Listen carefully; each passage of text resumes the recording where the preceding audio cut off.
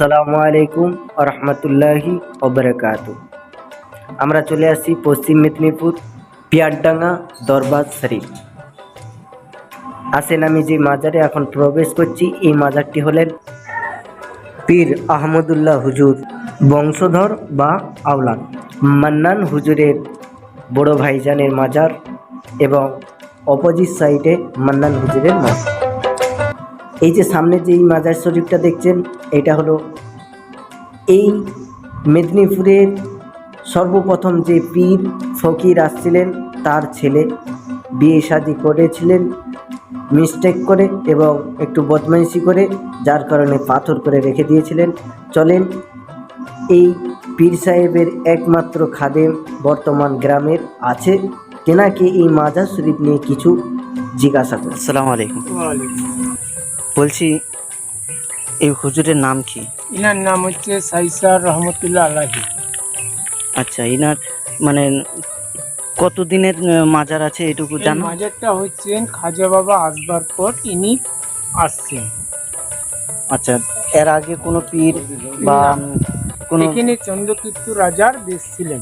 আচ্ছা মানে চন্দ্রকীর্তু রাজার মা গীতা পাঠ করত, সে গীতায় উল্লেখ ছিল যে এমন একটা ফকির আসবে এইখানে সবকে মুসলিম করে দিবে। আচ্ছা, সেই ফকিরটাই কি আমাদের এই হুজুর? ইনি আচ্ছা সে চন্দ্রকীর্তু রাজার মা যখন বলতো চন্দ্রকীর্তু রাজাকে, সে মানে ভয়ে যখন ওনার মা মরে যাবার পর, এবার ভয়ে যখন ইনি আল্লাহর তরফ থেকে নিলেন, আসবার পর ইনি একটা ছোট্ট জায়গার মধ্যে এসে বসছিলেন, বসে আল্লাহর ইবাদত করতেন। চন্দ্রকীর্তু রাজার সৈনিকরা তারা যে চন্দ্রকীর্তু রাজাকে বলছে যে হুজুর এরকম একটা ফকির এসছে। তখন চন্দ্রকীর্তু রাজা ভয়ে ধমকে গেছে যে আমার মা গীতায় উল্লেখ ছিল যে আমাদেরকে সবকে মুসলমান করে। তখন চন্দ্রকীর্তু রাজা যে বলল যে বাবা তুমি কি চাও? বললো বাবা আমি কিছুই চাই না, আমি তোমাকে 1200 বিঘা সম্পত্তি দিয়ে আমি চলে যাব।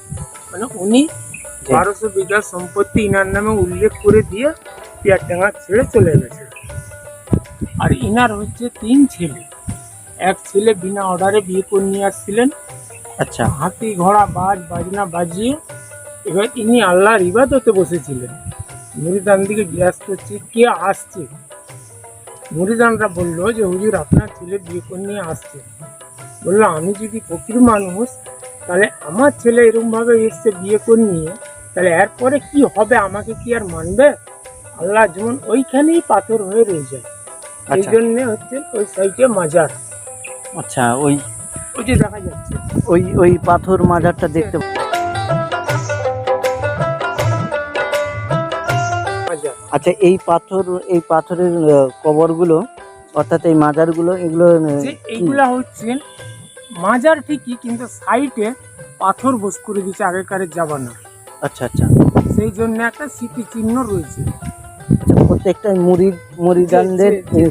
এই হুজুরের মুরিদদের মাজার মাজার। শরীফ actually।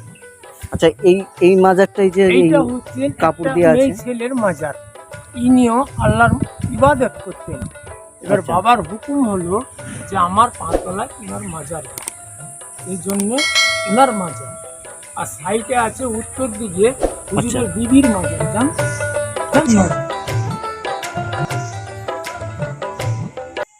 ছোট মাজার যেগুলা হয়েছে এগুলা হচ্ছে হুজুরদেরই মাজার।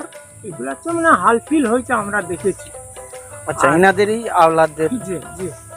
আর এই যে সাইডে মাজার আছে বড় মাজার, একটা হচ্ছে মান্নান সাহেবের, একটা হচ্ছে মান্নান সাহেবের ভাইয়ের আব্দুল হাই।